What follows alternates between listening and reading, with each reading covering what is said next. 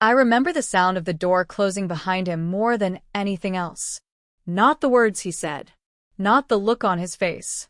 Just that soft, final click, like something small breaking that no one else noticed.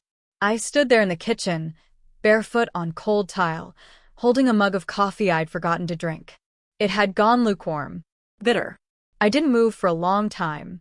I kept thinking if I stayed still enough, the moment might rewind itself. Like maybe this was all a misunderstanding. Like maybe the life I thought I had would walk back through that door. But it didn't. That was the day I lost everything. And I don't mean just my marriage. I lost my home, my routines, my sense of who I was when no one was watching.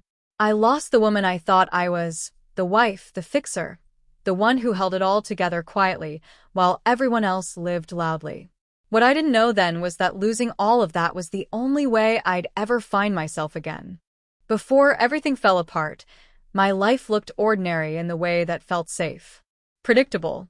I'd been married to Daniel for 17 years. 17 isn't a dramatic number. It doesn't sound romantic or tragic. It just sounds settled. Long enough that people stop asking questions. Long enough that you stop asking them yourself. We lived in a modest two-story house with beige siding and a maple tree out front that dropped sticky seeds every spring. I hated cleaning them off the driveway, but Daniel always said it made the house look lived in. I used to like that word. Lived in. It sounded warm. Our mornings followed a rhythm. I woke up before the alarm, because I always did. I packed his lunch. Nothing fancy, just leftovers in mismatched containers. He drank his coffee black, standing at the counter, scrolling through his phone. We didn't talk much in the mornings, but it never felt like silence. It felt like comfort. Like we didn't need words to prove anything anymore. I worked part-time at the local library.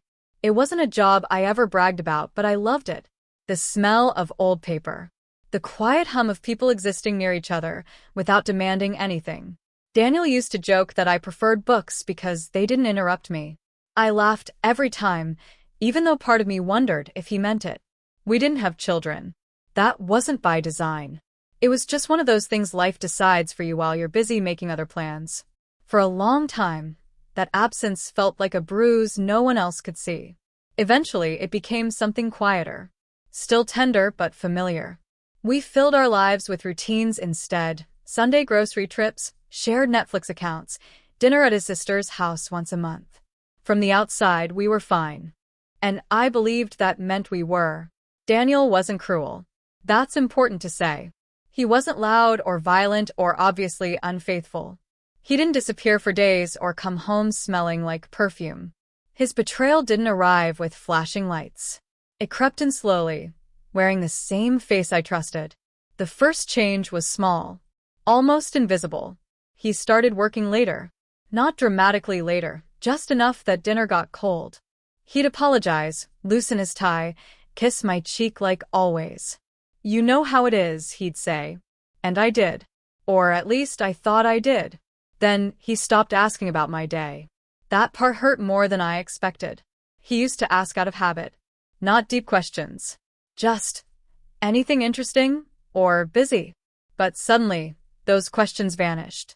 Our conversations became transactional. Groceries. Bills. Schedules. We spoke like coworkers managing a shared project. I told myself this was marriage. That passion cooled. That comfort replaced curiosity. I told myself not to be dramatic. There were moments, though. Moments I couldn't explain away so easily. Like the night I woke up at 2 a.m. and found him sitting on the edge of the bed, fully dressed, staring at the floor. When I asked what was wrong, he flinched like I'd startled him. He said he couldn't sleep. That was all. He lay back down without touching me, or the way he started guarding his phone, turning it face down, taking it with him to the bathroom, smiling at messages he wouldn't share. When I teased him about it, he said I was being paranoid. He said it lightly with a laugh. That laugh stayed with me. It sounded rehearsed. I didn't confront him. Not then. I wanted to believe the version of my life that felt safe. I wanted to believe I was still the woman he chose every day. So, I swallowed my questions. I smoothed over my discomfort. I told myself love wasn't supposed to feel exciting forever. The truth is, I was afraid.